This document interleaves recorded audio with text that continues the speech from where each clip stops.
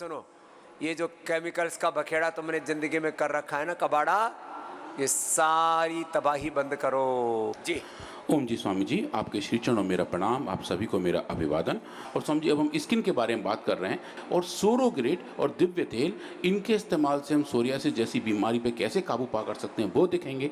और स्वामी जी ये देखेंगे जो सिंथेटिक वर्ड की बड़ी दवाई हैं जो टॉपिकली क्रीम के तौर पर लगाई जाती हैं और स्टेरॉयड जो खाए जाते हैं, और स्वामी जी कुछ सिंथेटिक अलग अलग टाइप के कंपोनेंट जिनको स्वामी जी बायोलॉजिकल्स भी कहते हैं, उनके बारे में भी देखेंगे जो बहुत ही एक्सपेंसिव हैं, उनके इफेक्ट कैसे हैं, वो किस पाथवे से इस बीमारी को कंट्रोल और रेगुलेट करते हैं। और स्वामी जी उन्हीं सेलुलर सिग्नलिंग को यूज़ करके कि हम नेचुरल मेडिसिन, आयुर्वेदिक मेडिसिन से ट्रीटमेंट बेनिफिट ले सकते हैं, स्वामी जी आज हम वो देखेंगे। तो अगर आप बात करें सोरियासिस की, सोरियासिस स्वामी जी एक ऐसी ऑटोइम्यून डिजीज़ है जो हमारे स्किन के ऊपर होती है और एक ऐसे पैचेस आ जाते हैं, एक मोटी स्किन की लेयर बन जाती है जो शाइनी होती है, सिल्वरी होती है और उनमें फिर दर्द भी होने लगता है और हम उनको प्लाक कहते हैं। तो समझिए जहाँ हम देखें लेफ्ट हैंड साइड में जो इमेज है ये सोरियाटिक स्किन की है और जो राइट साइड में समझो एक्जिमा की है। कभी कभी हम एक्जिमा को सोरियासिस से कंफ्यूज हो जाते हैं। तो एक्जिमा समझिए एक तरीके से डर्मेटाइटिस है जहाँ खुजली मच रही है और लाल रंग के चकत्ते हैं, पर समझिए इसके ऊपर अगर स्केलिंग हो जाए, ऐसे सिल्वरी कुछ जैसे कि फिश के ऊपर कुछ समझिए लेयरिंग होती है, वैसी कुछ हो जाए, वो समझिए सोरियासिस होती है। और जो सिल्वरी स्केल्स हैं ये सोरियासिस के हॉलमार्क हैं। और समझिए ये बॉडी में कहीं भी हो सकता है। इसके बहुत सारे ट्रिगर हैं, इन्फेक्शन से लेके हार्मोन का डिसबैलेंस, स्ट्रेस का ढंग से मैनेज ना कर पाना, या कुछ दवाइयों के एडवर्स इफेक्ट भी समझिए सोरियासिस तौर पर दिखाई देते हैं।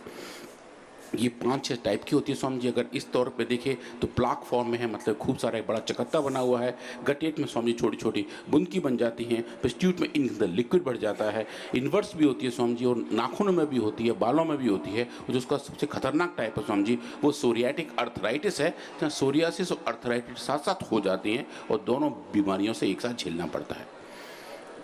तो समझिए इसके जो हेल्थ कंडीशन की लिंक है इनकी वजह से कहाँ कहाँ होता है, डायबिटीज़ है, ओबेसिटी है, कार्डियोवैस्कुलर सिस्टम है, डिप्रेशन से समझिए जो सोरियासिस का लिंक की गई हैं।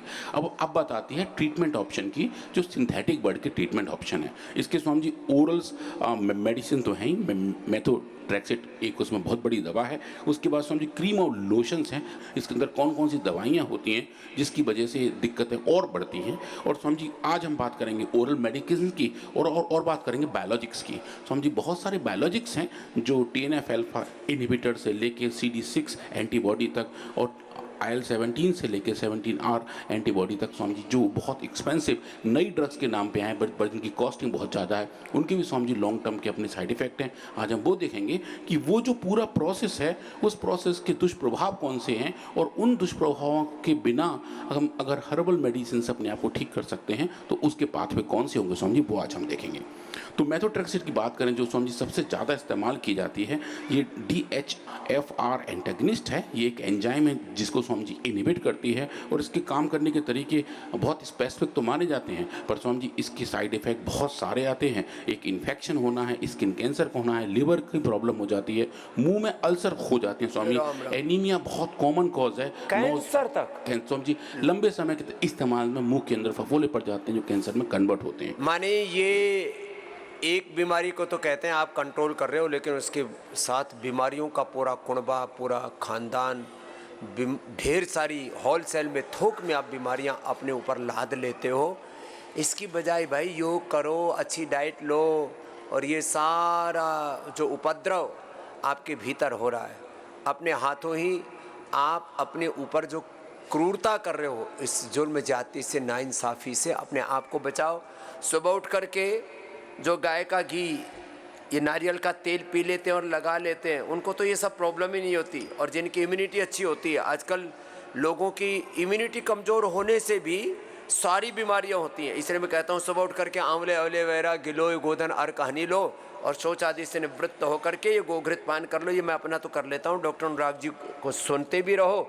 ज़िंदगी में कभी स्किन से लेकर के कोई बीमारी होगी ही नहीं। हाँ समझिए। तो समझिए आप ये देखें मेथोट्रेक्सेट का समझिए अभी लेटेस्ट डेटा आया है कि ऐसे रोगी जो सोरियासिस के या फिर सोरियाटिक अर्थराइटिस के हैं, अगर वो मेथोट्रेक्सेट का लंबे समय तक सेवन करते हैं तो उनके अंदर स्किन कैंसर होने का रिस्क बढ़ जाता है। ये समझिए लेटेस्ट फाइंडिंग्स हैं। और उसके साथ अगर हम दूसरी दवाई देखें जिसको भी काफ़ी इस्तेमाल किया जाता है, जिसको हम एप्रीब्लास्ट कहते हैं, ये बेसिकली समझिए एक ऐसा प्रोसेस है जो इन्फ्लेमेशन को कंट्रोल करने का काम करता है।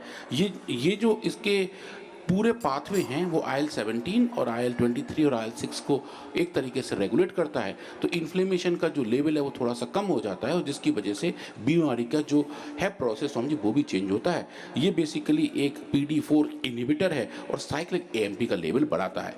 अब ये जो दवा है समझिए इसके अपने काम करने के तरीके तो हैं, पर समझिए इसके भी एडवर्स इफेक्ट हैं। इसके ज़्यादा इस्तेमाल से समझिए डायरिया हो जाता है और कफ और कोल्ड होने की प्रवृत्ति बढ़ जाती है, सिर दर्द रहते हैं समझिए। और डॉक्टर्स भी कहते हैं जब आप इस दवा का इस्तेमाल कर रहे हैं तो आप इन पैरामीटर्स पर ध्यान रखें, अगर ऐसा कुछ है तो तुरंत बताएं। अब समझिए जो तीसरी चीज़ है वो है लाइट थेरेपी। काफ़ी लोगों को फोटोथेरेपी दी जाती है, उनको अलग अलग रंगों की लाइट से अल्ट्रावायलेट के नीचे बिठाया जाता है कि उससे थोड़ा सा बेनिफिट मिले। पर समझिए अल्ट्रावायलेट रे हमारी स्किन के लिए उतनी अच्छी नहीं मानी जाती। ट्रीटमेंट के लिए लोग इस्तेमाल तो करते हैं, पर समझिए जब इसकी इंटेंसिटी बढ़ जाती है तो स्किन के ऊपर ऐसा लगता है जैसे बहुत तेज़ धूप पड़ रही हो, वैसी जलन महसूस होती है और जो स्किन है समझिए वहाँ पे इचिंग होनी शुरू हो जाती है, खुजली मचनी शुरू हो जाती है। पर अगर ये बहुत लंबे समय तक इस्तेमाल किया जाए तो समझिए इसकी वजह से लॉन्ग टर्म एजिंग जैसे सिम्टम आने लगते हैं। वक्त से पहले समझिए स्किन के ऊपर झुर्रियाँ पड़ जाती हैं और उम्र ज़्यादा लगती है और लंबे इस्तेमाल से समझिए स्किन कैंसर के रिस्क भी होते हैं। अब ये जो समझिए है स्लाइड ये थोड़ी सी ज़्यादा क्रिटिकल है, ये है बायोलॉजिक्स के बारे में। सोरियासिस को लेकर समझिए जो बायोलॉजिक ड्रग्स हैं समझिए ये तीन बड़ी बड़ी क्लास हैं जिनके बारे में बात कर रहे हैं। TNF अल्फा एंटीबॉडीज़ हैं, IL-17 एंटीबॉडीज़ हैं और IL-12 एंटीबॉडीज़ हैं। इनकी समझिए आप कॉस्टिंग देखिए, ये जो TNF अल्फा एंटीबॉडी है इसके एक वायल मतलब एक इंजेक्शन की कीमत समझिए 12,500 रुपये से लेकर 24,000 रुपये तक जाता है। ये समझिए एक वायल की कॉस्ट है। IL-17 की एंटीबॉडी समझिए उसकी कॉस्ट 17,500 रुपये से लेकर 22,500 रुपये तक का है। और इसके और ऊपर जाएं IL-12 एंटीबॉडी समझिए ये 90,000 रुपये से लेकर 1,10,000 रुपये का एक वायल आता है। 1 लाख का समझिए एक वायल है। और ऐसे इंजेक्शन कितने लगाने पड़ते हैं आजकल। इसीलिए जो फार्मा इंडस्ट्री है ना, सब बायोलॉजिकल्स के बारे में ही बात कर रहे हैं कि भाई असली कमाई यहाँ है, तुम्हारी भलाई गई भाड़ में, उनको कमाई चाहिए। उपचार सेकेंडरी हो गया, उपकार की तो बात ही नहीं, व्यापार प्रमुख हो गया। इसलिए मैं कहता हूँ ये उपचार कम, ये कारोबार, और उसमें भी फिर ऐसे जिन दवाइयों का सेवन करके तुम मौत के मुंह तक धकेल दिए जाते हो, मौत का कारोबार कुछ ज़्यादा हो गया है। हाँ समझिए। और इनकी समझिए इतनी कॉस्ट, इनके भी अभी बायोसिमिलर शायद कभी बने, पर समझिए इनकी एग्जैक्ट कॉस्ट अभी आजकल इतनी चल रही है तो कॉस्ट ऑफ ट्रीटमेंट समझिए बहुत लंबा हो जाता है। और चूंकि ये एक लाइफस्टाइल डिजीज जैसी है, ये ऐसा तो है नहीं कि समझिए ये बुखार की तरह है, एक गोली खाई एक इंजेक्शन लगाया ठीक हो गए, ये लगातार चलता रहता है समझिए, तो कॉस्ट ऑफ ट्रीटमेंट बहुत लंबी बनी रहती है। और जितने पैसे वाले हैं उनके तो कुछ ज़्यादा ही दिमाग खराब है, उनको ऐसा लगता है पैसे कमाए हैं सब दवाइयों में लुटाने के लिए। हाँ ये पैसे वाले बहुत ज़्यादा इन चीज़ों का यूज़ कर रहे हैं आजकल, और उनका जिसको गांव की भाषा में बोले ना, उनका फद्दू बनाया जा रहा है। बिल्कुल समझिए। और समझिए कुछ स्पेसिफिक हमारे डॉक्टर बंधु भी हैं, वो ऐसे ही करते हैं प्रिस्क्राइब कि ये सबसे लेटेस्ट टेक्नोलॉजी है, ये सबसे लेटेस्ट दवाई है, इसकी कॉस्ट ज़्यादा है, हर कोई अफोर्ड नहीं कर पाता। बहुत मिलता है ना साहब उनमें। हाँ वही समझिए। और फिर वो बोलते हैं इसकी कॉस्ट हर कोई अफोर्ड नहीं कर पाता, पर आप कर सकते हो तो कर लो। तो आदमी को ऐसा लगता है अरे मेरे पास है तो हाँ मेरे पास है तो मैं करूँगा, तो वही समझिए। इसीलिए कुछ दवाइयाँ इतनी सारी महंगी होती हैं, उनके इंजेक्टेबल्स कॉस्ट इतने बढ़ जाते हैं। पर बायोलॉजिक्स के भी समझिए अपने ट्रीटमेंट के साथ साथ उनके एडवर्स इफेक्ट में समझिए, वो स्लाइड आप यहाँ देख रहे हैं कि वो जो दवाइयाँ सोरियासिस के लिए यूज़ की जा रही हैं, दिखाओ भाई स्लाइड। तो ये आप देखें समझिए इसके कॉम्प्लिकेशंस हैं, अगर ढंग से इस्तेमाल न किया समझिए हार्ट फेलियर तक हो सकता है, कार्डियोवैस्कुलर इवेंट्स भी हो सकते हैं, मैलिग्नेंसी मतलब कैंसर पैदा होने के रिस्क हैं, और समझिए लिवर फंक्शन एबनॉर्मलिटी तो बहुत कॉमन है ही है। तो समझिए ये दिखाई देते हैं जो इसके सीवियर फॉर्म है, और जो इसके कॉमन फॉर्म है समझिए जो काफ़ी ज़्यादा होते हैं वो है सीरियस इन्फेक्शन, मतलब कि इन्फेक्टिविटी होने होने के रिस्क बढ़ जाते हैं, चाहे वो फंगल इन्फेक्शन हो, चाहे वो बैक्टीरियल इन्फेक्शन हो। वायरल हेपेटाइटिस का रीएक्टिवेशन भी होता है। और समझिए इंडियंस में जो हम लोग ट्यूबरोक्लोसिस के लिए ज़्यादा प्रोन है, क्योंकि हमारी कई जनरेशन टीबी के बैक्टीरिया को अपने आसपास देखते आ रहे हैं, तो समझिए हमारी इम्यूनिटी से लड़ने को तो तैयार रहती है, पर जब इन बायोलॉजिकल्स को दिया जाता है तो समझिए ट्यूबरोक्लोसिस होने का रिस्क भी दोबारा से बढ़ जाता है। तो ये जो पूरा प्रोसेस समझिए बताता है कि ये जो बायोलॉजिकल्स हैं जिन्हें बहुत ज़्यादा सेफ के बारे में कहा जाता है, समझिए इनके भी अपने रिस्क आते हैं, और स्पेसिफिकली जो सोरियासिस को लेकर लिंक है समझिए। और अब ये तो बात रही दवाइयों की, अब समझिए कुछ ऐसी सिंथेटिक बड की दवाइयां हैं जो किसी और बीमारी के लिए ली जाती हैं, पर समझिए उनकी वजह से सोरियासिस जैसे फ्लेयर अप्स हो जाते हैं, मतलब सोरियासिस जिनका साइड इफेक्ट के तौर पर दिखाई देता है। वो दवाइयां हैं समझिए बीटा ब्लॉकर्स हैं, एस इनहिबिटर हैं जो बीपी की दवाई हैं, कॉर्टिकोस्टेरॉइड हैं समझिए, और कुछ हमारे दर्द को कंट्रोल करने वाली दवाइयां जिनको नसेट्स कहते हैं, non steroidal anti inflammatory drugs. समझिए इन दवाइयों का इस्तेमाल लंबे समय तक किया जाए तो काफ़ी लोगों को जो सोरियासिस बहुत कम लेवल की होती है समझिए वो भी आगे बढ़ जाती है और सोरियासिस की फ्लेयरिंग होनी दिखने लगती है। तो कुछ दवाइयां हैं उनके इफेक्ट हैं, कुछ हमारे आसपास के एनवायरमेंटल फैक्टर हैं जिनके फैक्टर जिनकी वजह से सोरियासिस होती है, और जो उनके लिए ट्रीटमेंट लिया जा रहा है समझिए उनके अपने प्रॉब्लम्स हैं। तो क्यों ना समझिए सिंथेटिक बर्ड से बाहर निकल के हम नेचुरल साइड की तरफ देखें और देखें जो लिमिटेशंस हैं एलोपैथिक मेडिसिन की सोरियासिस के लिए, उन लिमिटेशन को छोड़कर जो बेनिफिट्स हैं समझिए उनकी तरफ जाएं, और जो नेचुरल हर्बल मेडिसिन हैं सोरोग्रेट और दिव्य तेल समझिए उनको अपनाएं। और उसके जो अपने बेनिफिट हैं वो ये हैं समझिए, एक तो कम्प्लीटली नेचुरल हैं, इनमें कोई भी एडवर्स इफेक्ट नहीं है, कोई एडिक्टिव नहीं है, कोई सिंथेटिक कंपोनेंट नहीं है समझिए। ये सोरियासिस के सिम्टम को तो ठीक करते ही करते हैं, मतलब जो ड्राइनेस है, स्किन के ऊपर पैचेस समझिए वो ठीक होते हैं, पर जो उसका रूट कॉज है जिसकी वजह से ये बीमारी है समझिए उसको ठीक करते हैं। और उसके साथ साथ वो जो पाथवेज है जो हमने देखे थे, जो अलग अलग तरीके से सिंथेटिक बर्ड की दवाइयाँ जिसको रेगुलेट करके बीमारी ठीक करने का प्रोसेस करती हैं समझिए, उन्हीं पाथवे को इस्तेमाल करके ये दवाइयाँ भी काम करती हैं। इनको लंबे समय तक इस्तेमाल किया जा सकता है, और समझिए स्किन के साथ साथ कोई और भी एलिमेंट हो, कोई और भी बीमारी हो समझिए वो भी ठीक होनी शुरू हो जाती है। तो आज हम यही देखेंगे कि सोरोग्रेट और दिव्य तेल का जो हमने कुछ एक्सपेरिमेंट्स किए थे समझिए, कुछ एनिमल एक्सपेरिमेंट किए, कुछ सेल लाइन ट्रायल्स किए, कुछ अब क्लिनिकल ट्रायल भी कर रहे हैं कि समझिए उनके कितने इम्पैक्ट हमें दिखाई दे रहे हैं। तो सोरोग्रेट के बारे में देखेंगे स्वामी जी, और दिव्य तेल के बारे में देखेंगे। सोरोग्रेट टैबलेट जो ओरली खिलानी है, और दिव्य तेल तेल जो टॉपिकली स्किन पे लगाना है, इन दोनों के को ट्रीटमेंट से स्वामी जो हमें अच्छे इम्पैक्ट दिखाते हैं स्वामी जी, आज हम वो देखेंगे। तो ये डिटेल केमिस्ट्री है जो हर बार हम करते हैं, पहले भी मैंने इसके बारे में बात की है कि सोरोग्रेट के अंदर नेचुरली पैक कौन कौन से कंपाउंड हैं जो स्किन को हेल्दी, हैप्पी और फिट रखते हैं। और समझिए जो हमने बेसल एक्सपेरिमेंट किया था वो हमने स्किन सेल पे किया, जहाँ हमने हैकेट सेल्स जो ह्यूमन स्किन केराटिनोसाइट्स हैं उनको इंड्यूस किया TNF अल्फा से, जो एक प्रोसेस है इस बीमारी को कंट्रोल करने का, रेगुलेट करने का, स्विच ऑन करने का। सो हमने देखा, वो हमने करके देखा, और उसके बाद उसको ट्रीटमेंट दिया सोरोग्रेट से और देखा उस पर कैसे इंपैक्ट आ रहे हैं। और आप देखें स्वामी जी, जो साइटोकाइन का बढ़ा हुआ लेवल है, जैसे हमने देखा सिंथेटिक बर्ड की 2 बड़ी दवाइयाँ इसी साइटोकाइन पे अटैक करती हैं, इसी साइटोकाइन को रेगुलेट करती हैं समझी, वो ही साइटोकाइन का बढ़ा हुआ लेवल आप देखिए सोरोग्रेट के ट्रीटमेंट से भी डोज डिपेंडेंट तरीके से ठीक हो जाता है। मतलब कि जिस तरीके से सिंथेटिक बर्ड की दवाएं काम करती हैं, लगभग स्वामी जी वही मैकेनिज्म, वही मोड ऑफ एक्शन, वही कारणकारी सिद्धांत स्वामी जी हमें यहाँ दिखाई देता है कि सोरोग्रेट किस तरीके से इनको रेगुलेट और कंट्रोल कर रहा है। इसके साथ साथ स्वामी जी हमने IL-8 को भी देखा, TNF अल्फा को भी देखा, और इनके बढ़े हुए लेवल भी हमने देखे, वो कंट्रोल हो गए थे। IL-1 बीटा भी स्वामी जी इसी श्रेणी में आता है, और ये भी एक मॉलिक्यूलर मार्कर, एक मॉलिक्यूलर स्विच माना जाता है जो सोरियासिस में इंपॉर्टेंट रोल प्ले करता है। इसका भी रेगुलेशन हम देख रहे हैं सोरोग्रेट की वजह से हो रहा होता है। इसके बाद स्वामी जी हमने इन पर काम करना शुरू किया, और कुछ हमने एक्सपेरिमेंट्स किए एनिमल्स के अंदर, जहाँ स्वामी जी हमने एनिमल्स के अंदर सोरियासिस इंड्यूस की और 2 अलग अलग मॉडल पे काम किया। एक तो स्वामी जी हमने एनिमल्स के कान पर एक केमिकल लगाया, इसको हम TPA कहते हैं, जिसकी वजह से कान की स्किन पर सोरियाटिक जैसे लेजन्स आने शुरू हो गए, इन्फ्लेमेशन आना शुरू हो गया, कान मोटे मोटे और भारी हो गए। लिटरली स्वामी जी वो कान भी इतने भारी हो गए वो लटक गए थे। कान जो जनरली आप देखें माइस के सीधे खड़े रहते हैं, समझो भारी होकर नीचे टंग गए थे। जैसे समझिए हम देख रहे थे अभी 2 महीने पहले हमारे जितने आम के पेड़ थे उनमें इतने आम टंगे हुए थे, समझिए पूरा पेड़ नीचे भारी हो गया था। वैसे वैसे कुछ समझिए हमने देखा कि ये सब कान भारी हो गए, तो हमने इनको लटक गए थे उनके। पूरे समझिए लटक गए थे। देखो इसके सारी मोटिव दुनिया में ये झूठी मान्यता है कि एक बार सोराइसिस हो जाए तो ज़िंदगी भर ठीक नहीं होगा, एक बार आर्थराइटिस हो जाए तो ज़िंदगी भर ठीक नहीं होगा, और फिर उसके नाम पर बायोलॉजिकल्स दोनों में ही, सोराइसिस में भी आर्थराइटिस में, और वो इतना महंगा और इतना साइड इफ़ेक्ट है उसके कारण से लीवर, किडनी, कैंसर जैसे रोग हो रहे हैं, फिर भी लोग जहर खाए जा रहे हैं। उसका विकल्प है सिंथेटिक दवाई नहीं, आयुर्वेदिक दवा लो, नेचुरल दवा लो, योग करो, अपने खान पान को ठीक करो। सच में ये बीमारियां जड़ मूल से ख़त्म हो जाती। हाँ समझिए। और आप देखिए ये जो बीमारी का ऑनसेट है, जो एक टाइम डिपेंडेंसी डोज डिपेंडेंसी है, ये जो लाल रंग का लाइन है जहाँ मेरा कर्सर जा रहा है स्वामी जी, ये दिखा रहे हैं कि कान की थिकनेस कितनी बढ़ गई थी।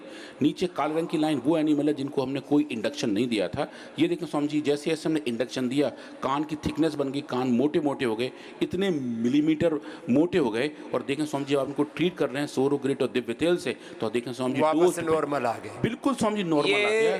कान में सोराइसिस से लेकर के liver, kidney failure, BP, sugar, thyroid, cancer, infertility, obesity, सारी डिजीज पैदा करके एनिमल्स में, इसको कहते हैं डिजीज पहले इंड्यूस करना, बाद में उसको रिवर्स करना।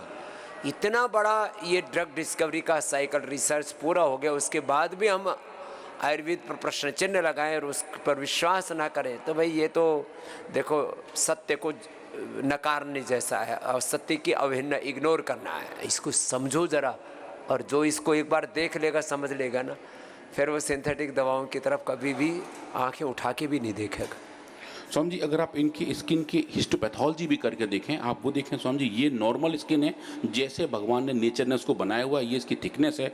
और स्वामी जी ये बीमारी वाली कंडीशन है, आप देखें स्वामी जी कितना मोटा मोटा ये स्किन हो गया है। और ये स्वामी जी देखिए ट्रीटमेंट की बात है, सोरोग्रिड के और दिव्य तेल के को ट्रीटमेंट से स्वामी जी इसके अंदर स्ट्रक्चरल चेंजेस हो रहे हैं, रीमॉडिफिकेशन हो रहा है, और जैसा नेचुरली होना चाहिए स्वामी जी वैसा ही होता हुआ दिखाई दे रहा है। और आप इसको अगर और देखें डिटेल में तो आप देखेंगे जो भी इसके स्ट्रक्चरल चेंजेस थे, चाहे वो बात हो एपिडर्मल हाइपरप्लेजिया की, मतलब कि स्किन का टॉप लेयर है वो कितना मोटा हो रहा है, चाहे बात हो डर्मल इन्फ्लेमेशन की कि डर्मिस के अंदर कितनी सूजन है, उन सबको आप देखें और आप पाएंगे कि हर एक एनिमल के अंदर जैसे चेंज थे वो पूरे एक ग्रुप में दिखाई दिए। और जो चेंजेस हमें दिखाई दे रहे हैं आप देखेंगे सोरोग्रिड और दिव्य तेल के को ट्रीटमेंट से वो रिवर्स होने शुरू हो गए और उसके अंदर हमें अच्छे ट्रीटमेंट बेनिफिट दिखाई दिए।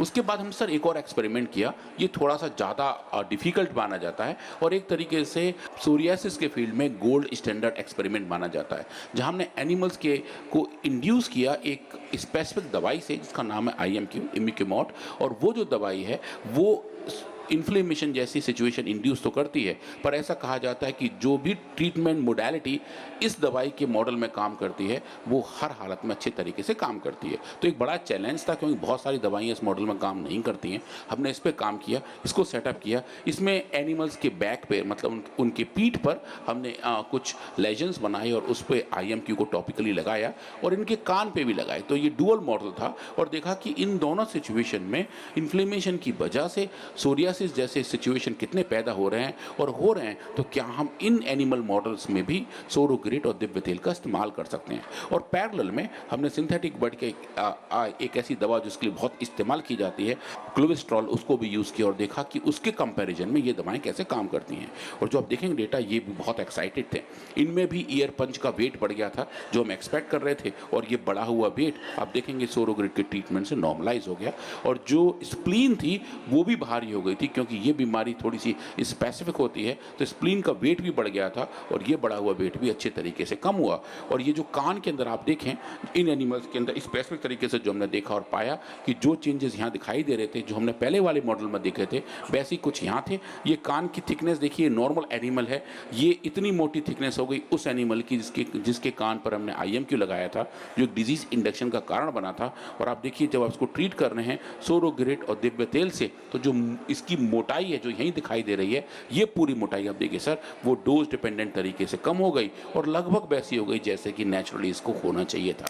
जो बड़ा अच्छे से दिखाता है कि स्ट्रक्चरल चेंज बहुत बढ़िया तरीके से दिखाई दे रहे हैं और जो मेडिसिन की अपनी कैपेबिलिटी है वो यहाँ दिखाई दे रही है। उसके बाद हमने इसको अलग अलग तरीके से नापा और पाया कि जो हिस्टोपैथोलॉजिकल स्कोरिंग है वो लगभग वैसी दिखाई दे रही है जैसे कि हमने पहले वाले मॉडल में देखी थी। पर अब हम जो दूसरा वाला इसका हिस्सा है जो हमने पीठ पर इस बीमारी को इंड्यूस किया था, वहाँ देखें ये नॉर्मल सिचुएशन है। हम जूम करके देखें आपको ऐसा दिखाई दे रहा है। ये डिजीज कंडीशन है, यहाँ आपको इन्वेजिलेशन दिखाई दे रहे हैं, ये उंगली जैसी स्ट्रक्चर दिखाई दे रही हैं जो बता रही हैं कि स्किन के अंदर इन्फ्लेमेशन की लेवल ज़्यादा है और सोरियाटिक जैसी हालत यहाँ दिखाई दे रहे हैं। और ये जो डॉर्सल बैक पे हमने काम किया था, आप देखेंगे ये बीमारी की एक बहुत ही उग्र अवस्था है, बहुत ही तीव्र अवस्था है जहाँ तक हम ये चेंजेस देख पा रहे हैं।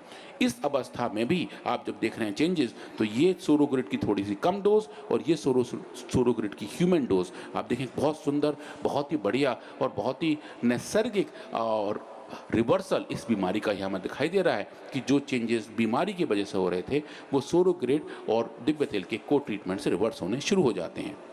इनको भी आप क्वांटिफाई करके देख सकते हैं और देख सकते हैं कि चाहे वो एपिडर्मल थिकनेस हो या फिर एपिडर्मल हाइपरप्लेजिया हो या डर्मल इन्फ्लेमेशन हो, इन सब के मार्कर्स जो बीमारी के दौरान बढ़ गए हैं वो सोरोग्रिड के ट्रीटमेंट से डोज डिपेंडेंटली ठीक होने हो जाते हैं। और ये सब फाइंडिंग लेके हम एक जर्नल के पास गए, उसका नाम है जर्नल ऑफ इन्फ्लेमेशन रिसर्च, और ये मुझे बताते हुए बड़ा हर्ष और बहुत गर्व लग रहा है कि ये फाइंडिंग वहाँ पब्लिश हुई। हमने बताया कि सोरोग्रिड और दिव्य तेल के कॉम्बिनेशन से हम दो अलग अलग एनिमल मॉडल में अच्छी एफिकेसी दिखा रहे हैं, फार्माकोलॉजिकल इफेक्ट दिखा रहे हैं और बता रहे हैं कि जो सिग्नलिंग पाथवे सोरियासिस के लिए क्रिटिकल है, जो इंटरल्यूकिन 17 या इंटरल्यूकिन 8 इनके पाथवे के थ्रू आते हैं, चाहे वो TNF अल्फा के थ्रू आती हो, उन सब सिग्नलिंग एक्सेस को कंट्रोल करके ये दोनों औषधियाँ बहुत अच्छे तरीके से सोरियासिस से लड़ने में हमारी मदद करती हैं। अब इसमें अच्छाई ये है कि ये जिन पाथवे की बात हम यहाँ इस पेपर में कर रहे हैं लगभग वही सब पाथवे सिंथेटिक मेडिसिन की ट्रीटमेंट की मोडेलिटीज़ भी हैं। मतलब उसी पाथवेज को, उन्हीं सिग्नलिंग को यूज़ करके वो दवाइयाँ भी काम करती हैं। उनके अपने लॉन्ग टर्म के एडवर्स इफेक्ट रहते हैं, पर ये जो नेचुरल मेडिसिन हैं, हर्बल मेडिसिन हैं, इनकी एक्सेप्टेबिलिटी हमारे शरीर में अच्छी रहती है। इनके उतने ज़्यादा कोई एडवर्स इफेक्ट नहीं आते, इनको बहुत अच्छे तरीके से लंबे समय तक इस्तेमाल किया जा सकता है। तो हम जो बात करें थेरेपेटिक इंडेक्स की, कि मतलब जिस डोज पे एफिकेसी आ रही है और जिस डोज पे साइड इफेक्ट आ रहे हैं, टॉक्सिटी आ रही है, उसका हम अनुपात देखें तो वो अनुपात इन हर्बल मेडिसिन के फेवर में बहुत अच्छा जाता है और बहुत ही हेल्दी तरीके से हम अपने आप को हेल्दी, हैप्पी और फिट रख सकते हैं और सोरियासिस जैसी बीमारी से लड़ने में मदद प्राप्त कर सकते हैं। उस बीमारी से लड़ सकते हैं, लड़ के जीत भी सकते हैं।